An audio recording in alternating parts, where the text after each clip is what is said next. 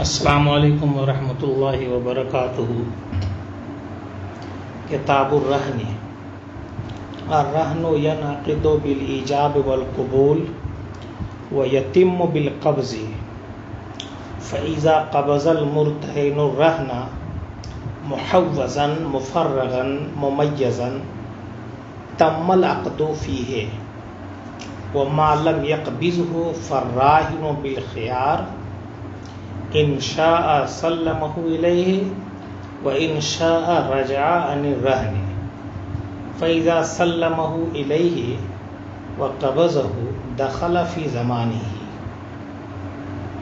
ولا یصح الرہن الا بدین مضمون وهو مضمون بالاقل من قیمتہ ومن الدین، فاذا ہلک فی ید المرتہن وقیمته والدین سواء صار المرتہن مستوفیا لدینہ حکما، وإن كانت قیمة الرہن اکثر من الدین فالفضل امانة في یدہ، وإن كانت اقل سقط من الدین بقدرها ورجع المرتہن بالفضل۔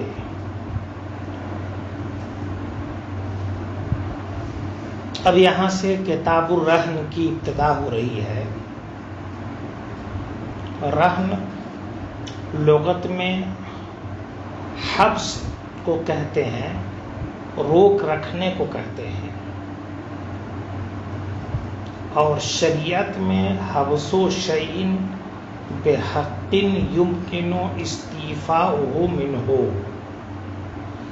کسی چیز کو روکنا کسی حق کے بدلے،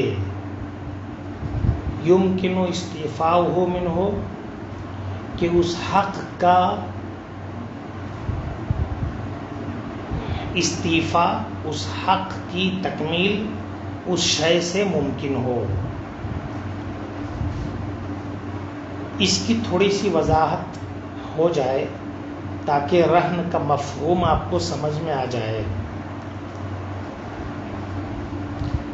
اس سے پہلے قرض اور دین کی گفتگو گزر چکی ہے کہ ذمے میں جو ہو اس کو دین کہتے ہیں، اور آپ نے ہم سے جو روپیہ مانگا اور میں نے جو دیا وہ قرض ہے، تو گویا دین، ہر دین قرض نہیں ہوتا، لیکن ہر قرض اپنے معال کے اعتبار سے دین میں بدل جاتا ہے۔ آپ نے مجھ سے کوئی سامان خریدا، دام نہیں دیا ہے تو یہ دین ہے آپ کے ذمہ۔ نکاح کیا تو مہر جو ہے بیوی کا وہ آپ کے ذمہ دین ہے، اسے قرض نہیں کہیں گے، وہ دین ہے۔ اور قرض یہی جو آپ نے ہم سے لیا یا ہم نے آپ سے لیا اسے قرض کہیں گے۔ اس کی گفتگو اس سے پہلے گزر چکی ہے۔ رہن کس کو کہتے ہیں؟ تو ہم اردو میں اس کے لیے لفظ استعمال کرتے ہیں گروی رکھنا۔ ہمارے گروی رکھنے اور شریعت کے رہن میں فرق ہے، اس اعتبار سے کہ مثال کے طور پر آج دیہاتوں میں زمین لوگ گروی رکھ دیتے ہیں اور وہاں سے قرض لے لیتے ہیں، کچھ پیسہ لیتے ہیں اور ضمانت کے طور پر اپنی زمین اس کو دے دیتے ہیں۔ جو شخص زمین لیتا ہے وہ اس سے نفع بھی اٹھاتا ہے، یہ ناجائز ہے، مگر یہ کیا جا رہا ہے۔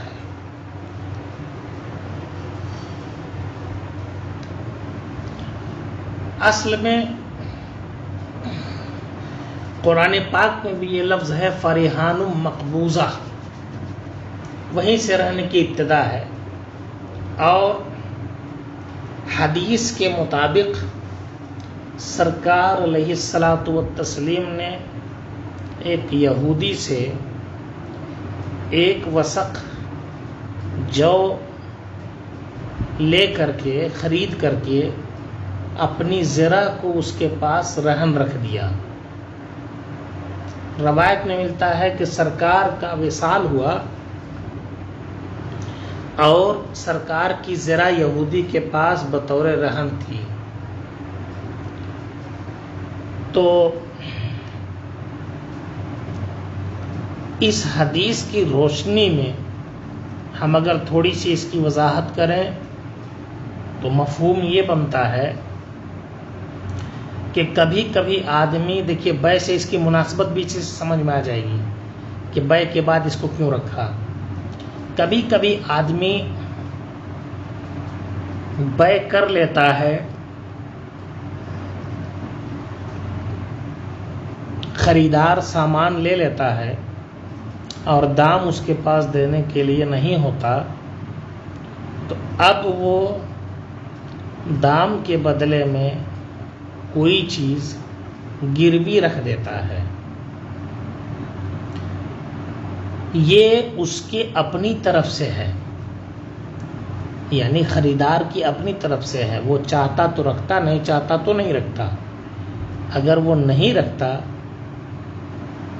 تو اس کو مجبور نہیں کیا جاتا کہ رکھنا ضروری ہے گروی۔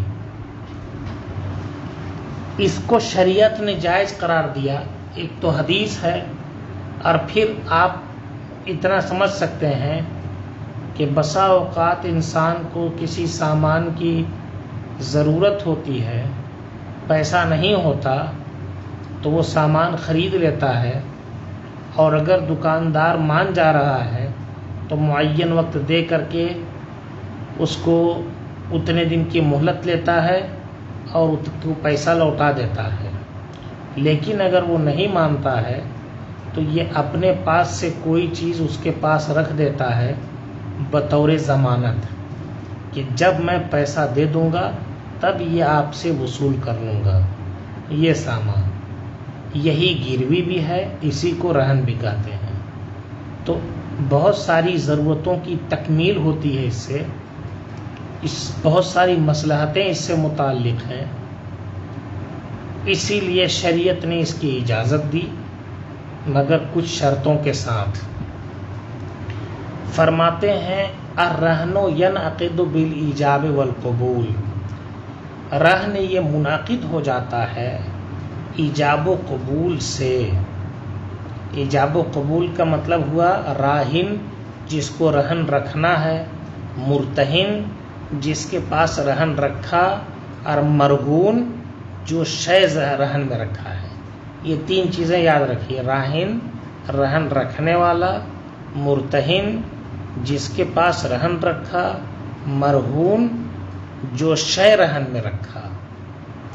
تو ایجاب و قبول کا مطلب یہ ہوا کہ راہن نے کہا کہ راہن کہتا ہے مرتہن سے کہ یہ سامان میں آپ کے پاس بطور رہن رکھتا ہوں جو فلاں شے کے بدلے میں ہے۔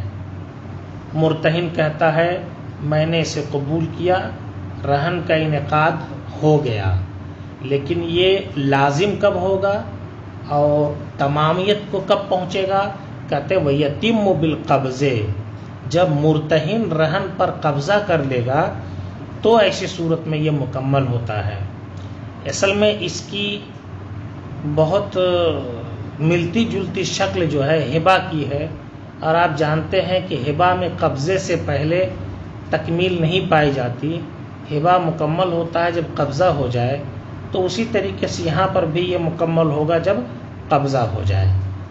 ہبہ سے اس کی ملتی جلتی شکل کس طور پر ہے کہ جیسے ہبہ کرنے والے پر لازم نہیں تھا کہ وہ ہبہ کرے، اسی طریقے سے رہن رکھنے والے پر یہ لازم نہیں ہے کہ وہ رہن رکھے، مگر پھر بھی وہ رکھ رہا ہے، تو دونوں میں یکسانیت ہے، اور اسی لیے دونوں میں قبضہ کا حکم ہوتا ہے، اس کے بعد ہی تمامیت کا قول کیا جاتا ہے۔ جی، فَإِذَا قَبَضَ الْمُرْتَهِنُ الرَّهْنَ، اب جب مرتہن نے رہن پر قبضہ کر لیا تو اس میں قبضے کے لیے کچھ شرائط ہیں، رہن رکھتے وقت شرط نہیں، یہ شرائط ہوں ضروری نہیں ہے، لیکن ان چیزوں کا قبضہ کے وقت میں پائے جانا ضروری ہے۔ وہ کیا ہے؟ کہتے ہیں رہن پر قبضہ کر لے اس حال میں کہ وہ رہن کیا ہو؟ محوزن، وہ رہن جو ہو وہ یکجا ہو۔ یکجا ہونے کا مفہوم کیا ہے؟ یعنی متفرق نہ ہو۔ جیسے کہ زمین میں جو اناج لگا ہوا ہے تو یہ گویا متفرق کی صورت ہو گئی۔ درخت پر پھل لگے ہوئے ہیں، آم کا پیڑ ہے اس میں پھل لگے ہوئے ہیں، تو پھل کو رہن رکھ دیا اس طور پر، تو یہ متفرق ہے، یکجا ہو، محوزن مجموعی صورت میں جمع ہو۔ اور اس کے بعد کیا کہا تھا؟ مفرغن، اور فارغ ہو۔ فارغ ہو کا مطلب کیا ہوا؟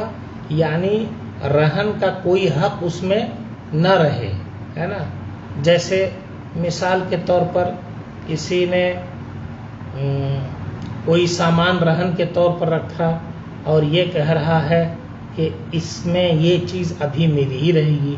سائیکل رکھا اور کہتا ہے کہ اس کا ہینڈل جو ہے، اس کی ہینڈل یہ اس پر میرا حق رہے گا، باقی چیز آپ کو دے رہا ہوں، تو دوسرے کا حق اس میں شامل ہے رہن رکھنے والے کا، یہ نہیں ہو سکتا۔ پورا پورا اس کے لیے فارغ کر دے، یہ ہے۔ اور اس کے بعد فرمایا کہ ممیزن، یعنی ممتاز ہو، ایک دوسرے سے واضح طور پر ہو، ہے نا جی، کہ اس میں کسی طرح کا کی شرکت وغیرہ نہ ہو، مشاع نہ ہو، بلکہ یہ واضح طور پر بالکل الگ ہو۔ جب یہ بات پائی جائے گی تو فرماتے ہیں تمل عقد فیہ، تو اس میں جو عقد ہوگا، عقد رہن، یہ پورا ہو جائے گا۔ وما لم یقبض ہو، اور جب تک اس پر قبضہ نہیں کرتا ہے مرتہن، فرماتے ہیں کہ تب تک گویا کہ اس کو اختیار رہتا ہے، کسے؟ راہن کو اختیار رہتا ہے، ان شاء سلمہ الیہ، اگر چاہے تو اسے سپرد کرے، دے اس کو، وان شاء رجع عن الرہن، اور اگر چاہے تو رہن سے رجوع کر لے، مطلب کہ میں نہیں رکھوں گا۔ یہ صورت ہو گئی کہ یہ اس کے اختیار میں ہے، قبضے سے پہلے تمامیت نہیں ہوتی، لازم نہیں ہوتا۔ فَإِذَا سَلَّمَهُ إِلَيْهِ، جب راہن نے شے رہن کو، یعنی شے مرہون کو مرتہن کے حوالے کر دیا، اس نے قبضہ کر لیا، دخل فی زمانہ ہی، تو مرتہن کے زمان میں وہ داخل ہو گیا، اب اس کی ذمہ داری مرتہن پر آ گئی، مرتہن کی ذمہ داری میں وہ داخل ہو گیا۔ اب مرتہن کی ذمہ داری میں داخل ہونے کا مطلب کیا ہوا؟ کہ اگر ہلاک ہوا تو اب مرتہن ذمہ دار ہوگا اس کا۔ نیچے اس کی گفتگو آ رہی ہے ابھی۔ وَلَا يَصِحُ الرَّهْنُ إِلَّا بِدَيْنٍ مَضْمُونٍ، رہن درست نہیں ہے مگر دین کے بدلے، ایسا دین جو مضمون ہو۔ اس کے تعلق سے فرماتے ہیں کہ جو بھی دین ہوگا وہ مضمون ہوگا بہرحال، یعنی جو دین ہوگا اس میں ضمانت کی ضرورت پڑے گی، اسے دینا ہی پڑے گا، جو دین ہوگا اسے دینا ہی پڑے گا۔ نہیں سمجھے؟ میرے اوپر آپ کا دین ہے تو میں آپ کو دینے والا ہوں، یہ میری ذمہ داری ہے، اور مجھے اس کو مان کے چلنا پڑے گا کہ آپ کو اتنا دینا ہے، تو گویا میری ضمانت رہے گی کہ میں آپ کو اتنا دوں گا، یہ ہے مضمون ہونے کا مطلب۔ تو آپ اس سے سمجھ چکے ہوں گے کہ جو بھی دین ہوگا بہرحال و مضمونی ہوگا۔ تو کہنا یہ ہے کہ رہن دین کے بدلے ہی میں درست ہوتا ہے، اگر دین نہ ہو تو پھر رہن کی حاجت ہی نہیں ہوگی، اور وہ عقد جو ہوگا عقد رہن ہوگا ہی نہیں، وہ پھر وہ امانت میں چلا آئے گا، یہ جو بھی صورت ہوگی۔ وَهُوَ مَضْمُونٌ بِالْأَقَلِّ مِنْ قِيمَتِهِ وَمِنَ الدَّيْنِ، اور یہ ذمہ داری ہوگی، یہ ذمہ داری ہوگی کس کے بدلے میں؟ بالأقل من قیمتہ، یہ رہن جو ہوگا یہ مضمون بنے گا شے کی قیمت اور دین میں سے جو اقل ہوگا اس کا۔ کیا مطلب ہوا؟ اس کو تھوڑی سی وضاحت سے آپ یوں سمجھیں، جیسے میں نے آپ سے ایک کتاب خریدی، اس کتاب کی قیمت بازار کے اعتبار سے 50 روپیہ ہے، مگر آپ نے مجھ کو دیا ہے 100 روپیے میں، مثال کے طور پر، تو ثمن ہو گیا 100 روپیہ اور قیمت ہے اس کی کتنی؟ 50 روپیہ، قیمت جو بازار بھاؤ ہے اور ثمن جو ابھی دام لگایا آپ نے۔ اب 100 روپیہ اس کا ثمن ہے اور قیمت ہے 50 روپیے، تو ہم اگر آپ کو 100 روپیہ دے رہے ہیں تب تو رہن کی ضرورت نہیں پڑے گی، لیکن اگر ہم نے آپ کو 100 روپیہ نہیں دیا تو ایسی صورت میں ہم آپ کو کے پاس کوئی چیز رہن رکھیں گے۔ یہ جو رہن رکھیں گے تو یہ کس کے بدلے میں رکھیں گے؟ یعنی کتنے کا آپ کو اطمینان دلانا ہے کہ آپ کا نقصان نہیں ہو، اس لیے ہم نے آپ کے پاس بطور رہن گروی کوئی چیز رکھ دی، تو اس کا ویلیو کتنا ہوگا جو میں نے رکھا اس کا، اس کے بارے میں فرمایا جاتا ہے کہ بازار بھاؤ اور ثمن میں جو کم ہوگا اسی کا لحاظ ہوگا۔ گویا ابھی جو ہم نے مثال دی، کتاب کی قیمت 50 روپیہ ہے، آپ نے مجھ کو 100 روپے میں دیا، میں نے آپ کے پاس کوئی چیز گروی رکھی، مثال کے طور پر وہ چیز میں نے آپ کے پاس رکھی، اپنی گھڑی گروی رکھ دی آپ کے پاس، گھڑی کا دام چاہے 100 روپیہ ہو، 200 روپیہ ہو، 400 روپیہ ہو، اس سے مطلب نہیں ہے، لیکن یہ گھڑی کتنے کی بھرپائی کرے گی، یہ گھڑی کتنے کی بھرپائی کرنے کی ضمانت کے طور پر میں نے دیا ہے، یہ دیکھنا ہے۔ تو فرماتے ہیں کہ اس گھڑی کا یہاں پر جو کام ہے وہ اتنا ہے کہ شے جو کتاب ابھی یہاں بکی ہے اس شے کی قیمت اور اس کا جو ابھی دام لگا ہے اس میں سے جو اقل ہوگا اتنے کی بھرپائی اس سے کی جائے گی۔ تو مطلب کیا ہوا کہ 50 روپیہ یہ کم ہے جو اس کی قیمت ہے، تو گویا ہماری گھڑی آپ کے پاس ہے، اور اس کا مطلب یہ ہوا کہ اگر میں آپ کو نہیں دے سکا تو 50 روپیہ اس گھڑی کے دام میں سے آپ کو رکھ لینا ہے۔ اب صورت کیا بنے گی؟ ہم اگر نہ دے پائیں آپ کو تو اس گھڑی کو ہماری مرضی سے اور آپ کی مرضی سے بیچ دیا جائے گا، اور پورا پیسہ آپ کو نہیں دیا جائے گا، آپ کو 50 روپیہ دیا جائے گا، باقی اس میں سے ہمارا ہے۔ یہ ہوا اس کا مطلب کہ وَهُوَ مَضْمُونٌ، اور یہ رہن جو ہوگا وہ مضمون بنے گا، زمان میں آئے گا، بالأقل من قیمتہ ومن الرہن من الدین، شے کی قیمت اور دین میں سے جو اقل ہوگا اس کے بدلے میں۔ بس میرے خیال سے اب بات واضح ہو گئی ہوگی۔ ایک مرتبہ پھر اس کو مختصر میں سن لیں کہ میں نے آپ سے کتاب خریدی 100 روپے میں، دام اس کا 50 روپیہ ہے، دام مطلب قیمت بازار میں اس کی 50 روپیہ ہے، میں نے آپ کو اس کی جگہ پر یعنی جو 100 روپے دینا تھا اس کے بدلے میں اپنی گھڑی دے دی، تو یہ گھڑی کتنے کی ضمانت کے طور پر ہے؟ 100 روپیہ آپ کا میرے اوپر آتا ہے اور قیمت کے اعتبار سے وہ 85 روپیہ ہے کتاب کی قیمت، تو گویا 50 روپیہ جو ہے جو قیمت ہے اسی کی ضمانت اس گھڑی کے ذریعہ میں دے رہا ہوں، لے آپ کو دے رہا ہوں، اور اس کے بعد پھر جو ہے میں جب آپ کو دام دے دوں گا 100 روپیہ تو آپ سے گھڑی دے دوں گا، اور اگر نہیں دے سکا تو ایسی صورت میں اب یہ گھڑی 50 روپیہ جو اس کی قیمت ہے اسی کے بدلے میں آپ کے پاس ہے، جب آپ کو نہیں دے سکا تو اسے بیچ کر کے 50 روپیہ آپ کو دے دیا جائے گا، باقی پیسہ ہمارے حوالے کیا جائے گا۔ اسی کی وضاحت نیچے اور بہتر طریقے سے کر رہے ہیں۔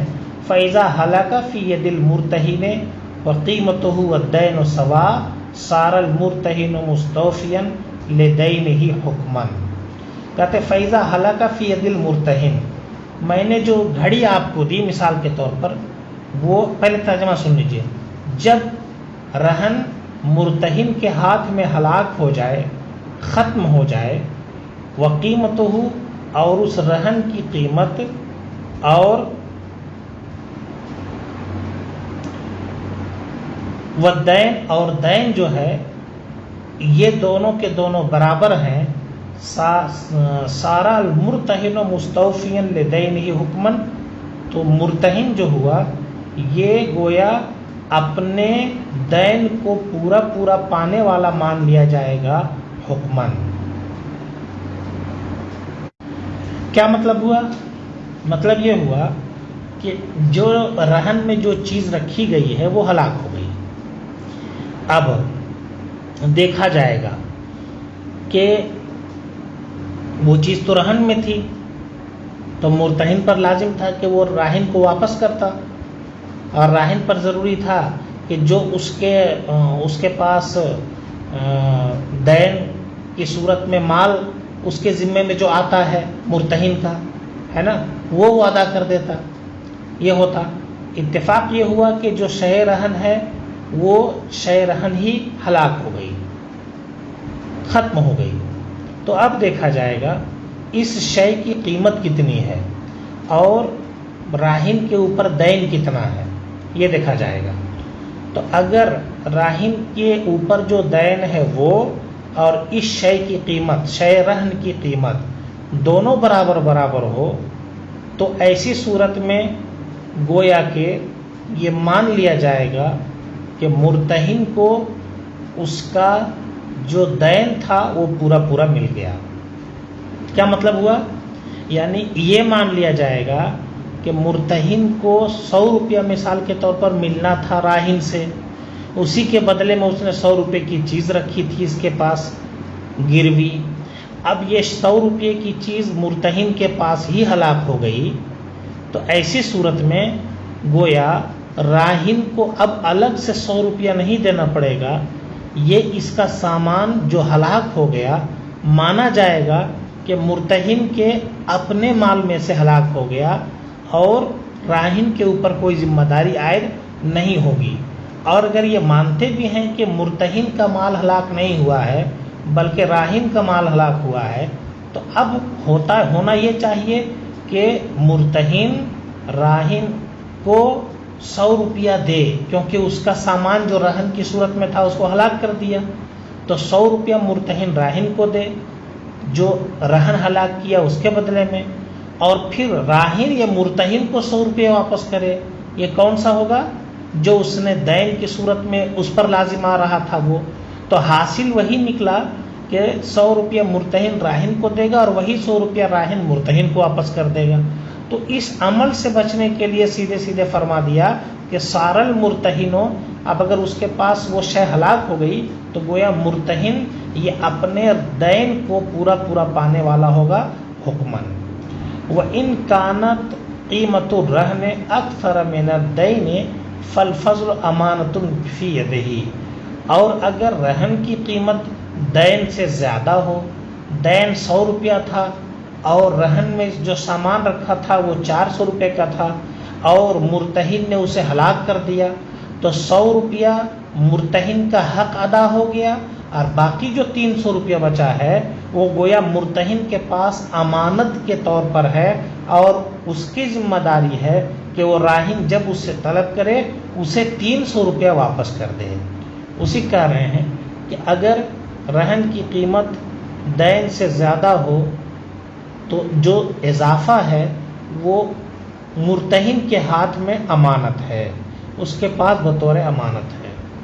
وَإِن كَانَتْ أَقَلَّ، اور اگر شے رہن کی قیمت دین سے کم ہو، سقطا من الدین بقدرها، تو دین میں سے اتنے کی مقدار ساقط ہو جائے گا، ورجع المرتہن بالفضل، اور اضافی جو ہے جو بقیہ بچ گیا اس کے لیے مرتہن راہن کے طرف رجوع کرے گا، اس سے طلب کرے گا۔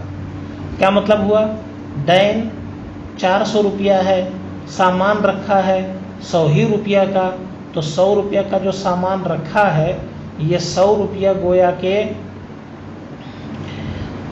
مرتہن کے پاس 100 روپے کی چیز ہلاک ہو گئی، تو اب 400 روپیہ میں سے 100 روپیہ ساقط ہو گیا، گویا مانا جائے گا مرتہن کو اتنا مل گیا ہے، اور باقی جو 300 روپیہ راہن سے لینا تھا اس کے لیے وہ راہن کے سے مطالبہ کرے گا اور وہ 300 روپیہ اس سے وصول کرے گا۔ اسی کو کہتے ہیں وَرَجَعَ الْمُرْتَهِنُ بِالْفَضْلِ، اور اضافہ جو ہے اس کے لیے مرتہن راہن کی طرف رجوع کرے گا، اس سے مطالبہ کرے گا اس کا۔